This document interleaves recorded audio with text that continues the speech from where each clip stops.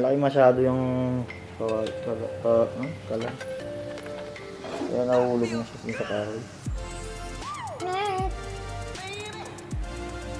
Bubunot ng damo. Bubunot ng damo. Masarap yung ulam ah. Mal, hindi ko hindi lahat. Tira mo yung tinira ko. Hindi, okay lang. Okay lang.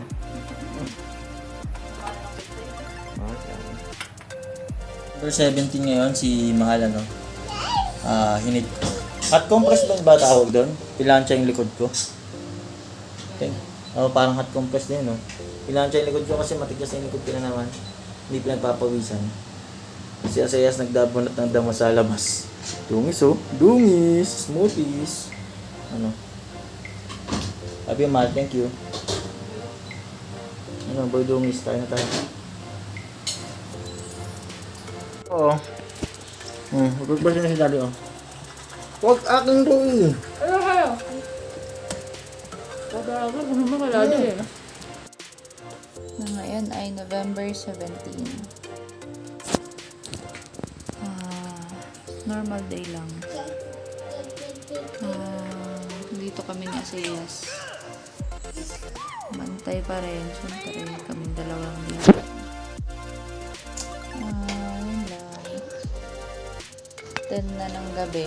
Natay na namin si Daddy ng isang oras pa. Halika dito. Umuntog ka sarili mo. Ay. Tinutulungan niya magparas ng atin. Ay, panay talsik yung muka. Ay. Punas. Ayun, oh, gamitin mo yun.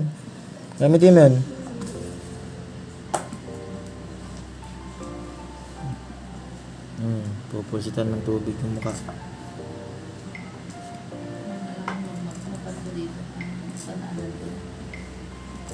Hindi po to alcohol sa mga nanonood. Hindi po to alcohol. Tubig lang yan, tubig.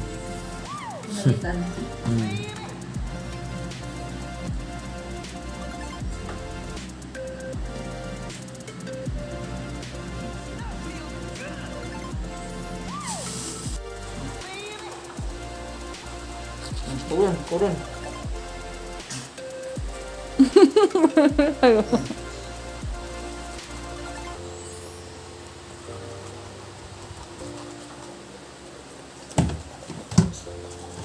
Huwag lang. Huwag mo ba?